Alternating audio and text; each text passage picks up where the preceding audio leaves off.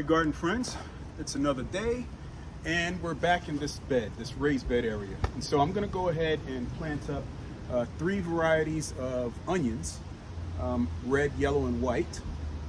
All right, now on this bed, this further bed over here, I kind of mirrored what I did with the sweet peas on that first bed, my previous video.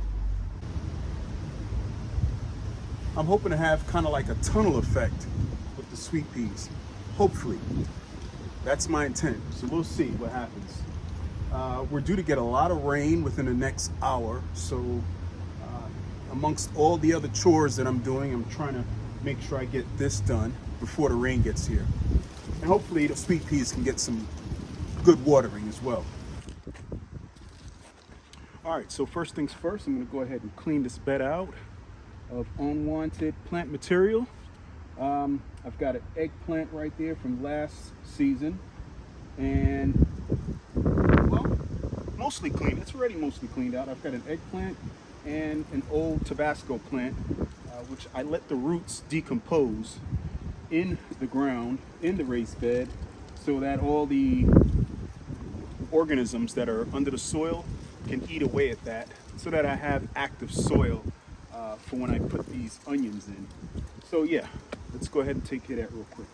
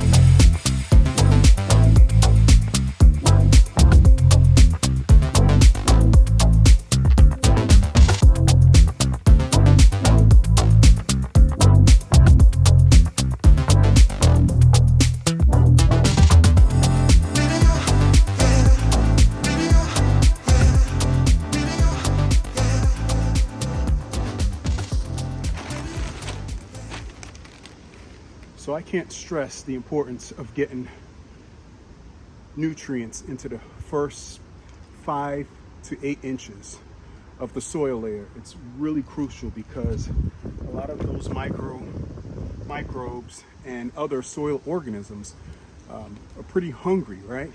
Over the winter and the colder months, they go further down into the soil, especially when you don't protect your soil. And normally in the winter time or early winter, I'd actually put a fresh coat of compost on top of here. I skipped that. I didn't do that. Or at the very least, put some cardboard down. You're protecting that soil layer. I didn't do that. So that's why I have to go ahead and feed it before I plant, okay? Because not only are the microbes and the organisms hungry, your plants are gonna be hungry as well. And if I'm planting some onions, even though onions and alliums, they have a shallow root system, they're still very hungry feeders. So I want to get them started on the right path, right? So top dress with some compost. I also got some raised bed planting mix. I'm going to go ahead and add a little bit of that as well. Man, it's really windy. I tell you, I just can't catch a break. So I'm racing the wind and the upcoming rain.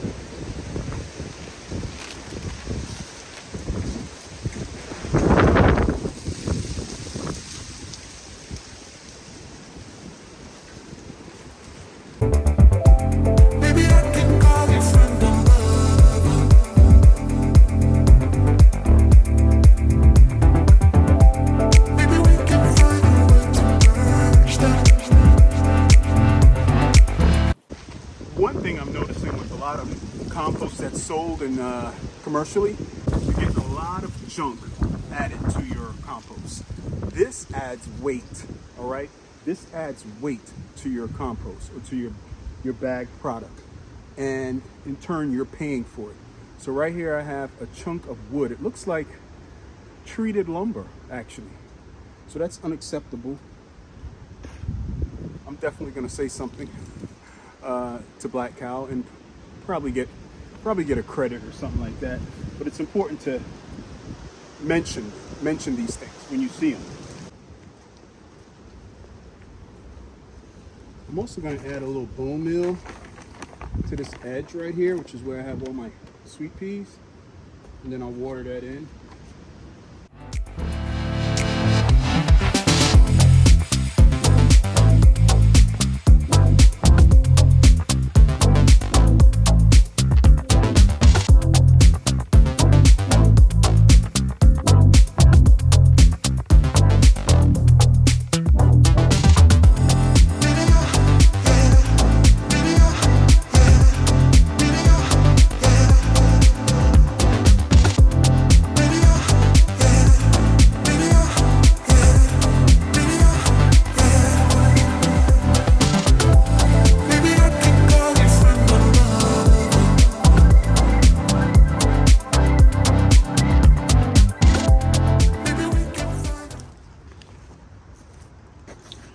So I ordered all of my onion starts from Burpees.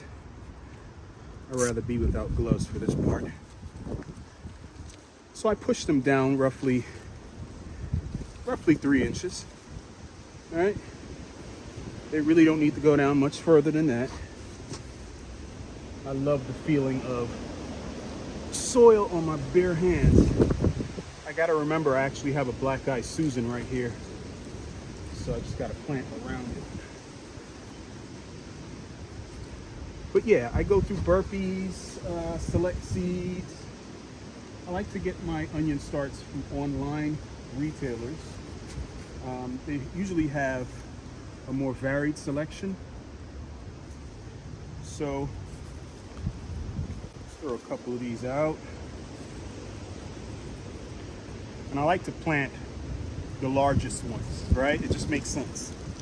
That way you get larger bulbs. So I'm going to start on this end. I'm going to create some rows. I mean, there really is nothing to it. Now, along this side, I'm going to come in a little more because I don't want my alliums to compete with the sweet peas. So I'll come in about a good 10 inches, all right? Good 10 inches away from that end of the bed and start putting in my onion starts. So that's your basil end, the bottom, and that's your top. And I plant them about 4 inches apart. So before I push them down, I just set them in.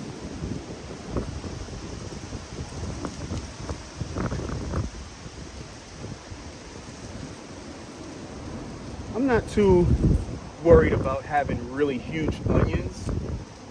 They just need to be a substantial size, good enough to prepare a meal. I move over about 4 or 5 inches, keeping in mind that I have this black eye Susan right here. All right, create my channel. Now the first row, I just push them in roughly 3 inches. All right.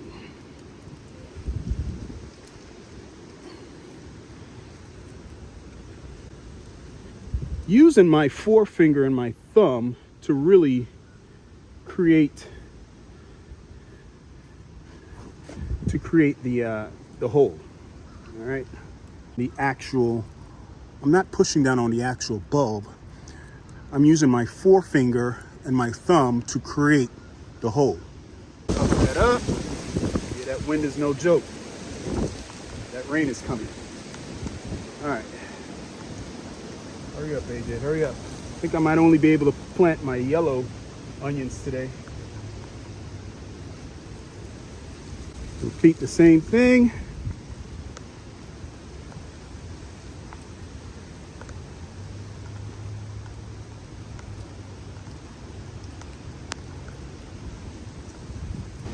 yeah, like I said, I'm gonna go ahead and wrap this up. Wrap up planting these yellow onions. The wind is getting crazy. The rain is starting to come down. And I mean, it's pretty self-explanatory. I'll water them in despite us getting some rain shortly. And I'll keep you guys posted. All right, see you on the next one.